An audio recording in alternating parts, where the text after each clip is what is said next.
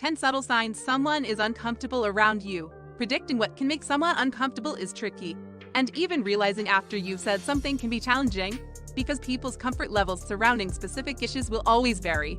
When you believe that someone isn't feeling safe or comfortable during your chat, it's not a bad idea to ask them and then redirect the subject based on their response. However, if you want to improve your social interactions, you must pay attention to body language. It can tell you whether someone is relaxed or uneasy, and knowing what you did to make them uneasy might help you avoid making the same mistake again. Knowing what to look for is the first step in judging someone's body language. Here are 11 indicators that someone is uneasy. Number 1. Wincing and flinching. Being caught up in an unpleasant scenario can cause someone to wince or flinch slightly. If you've said or done something inappropriate, and the person you're with doesn't want you to know, they'll make these subtle motions. They may suddenly pull away or squint their eyes, which you may misinterpret at first as physical pain. Consider what may have prompted this nonverbal communication when you notice it. Perhaps you'll discover it was something you said, and a simple apology will help things get back on track. Number 2. Speaking more quickly and gesticulating. Discomfort can trigger our fight or flight response, resulting in a quicker heart rate and rapid respiration. In a conversation, this can appear as someone gesticulating furiously or speaking faster and faster.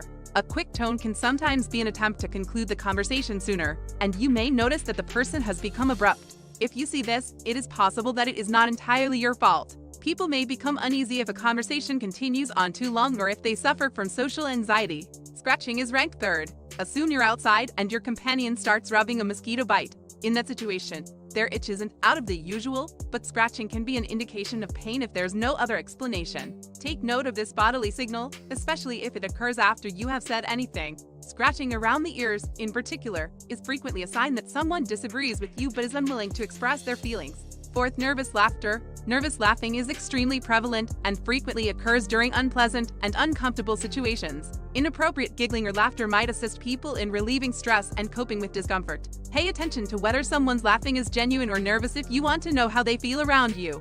Number 5. Loss of eye contact. When someone is bored, overshadowed, or uneasy during a conversation, they may find reasons to look away. Frequent looks over your shoulder or at their phone may indicate that they want to leave the environment. If someone keeps breaking eye contact with you, it's time to stop talking and start listening. Inquire about their thoughts on something or steer the conversation toward them. Then, make an effort to listen without interrupting. Their reaction will indicate whether or not they wish to continue speaking with you. 6th. One-word answers. It's not uncommon to find yourself conversing with someone who only responds with one word. They could be distracted or shy, but they could also feel uncomfortable. If you're an excellent communicator who asks insightful questions, receiving 1- or 2-word answers can be unnerving, and it could indicate that you're not the only one who feels uneasy. There are numerous things you may have said that accidentally made them uncomfortable. The most likely explanation is that you mentioned something that made them feel humiliated, outraged, or ignorant. In these circumstances, it is critical to consider the big picture. It could be time to call it quits and move on.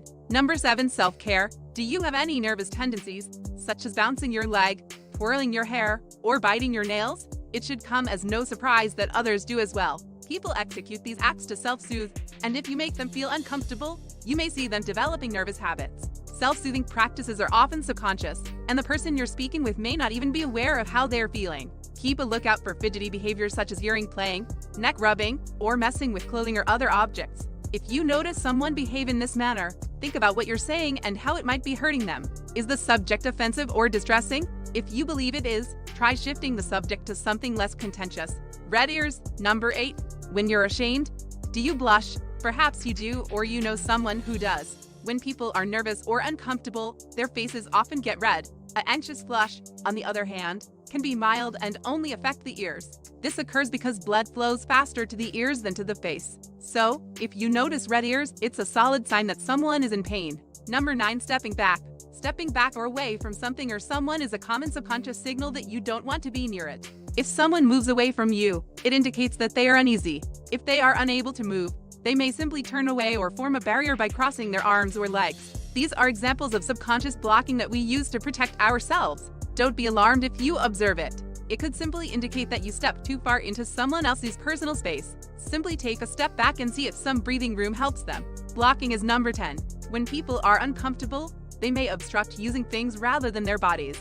This happens most often with items that the individual is holding, such as a backpack, purse, or book.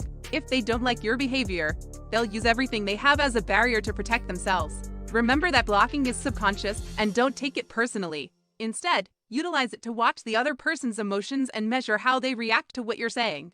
And, while you can't control other people's reactions, you can do your best to make them feel safe and at ease. Nonverbal clues are the next best thing to asking when it comes to determining how someone else feels. People can become uncomfortable due to their personal views, experiences, or biases, and it's practically difficult to predict how they'll react if you don't already know their exact triggers. If you recognize that you're causing someone discomfort, most of the time all you need to do to make them feel better is offer them some space and an apology. Remember that you are not responsible for other people's feelings, and making others feel at ease isn't always the best or correct thing to do, especially if they are offended by your self-expression or genuineness. Be conscious of how you affect the emotions of others, but never at the expense of remaining loyal to yourself. When was the last time you made someone uncomfortable? How did you deal with the situation? Please share your views and experiences in the comments section. If you enjoyed this video, give it a thumbs up and share it with your friends so we can keep making them. For more videos like this, hit the subscribe button and remember to click on the notification bell. Also, be sure to check out our other videos as well. Thanks for watching.